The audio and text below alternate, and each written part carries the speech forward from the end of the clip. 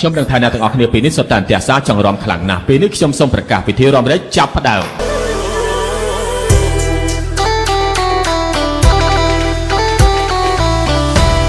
សំរូបសំរៀងថ្ងៃសំ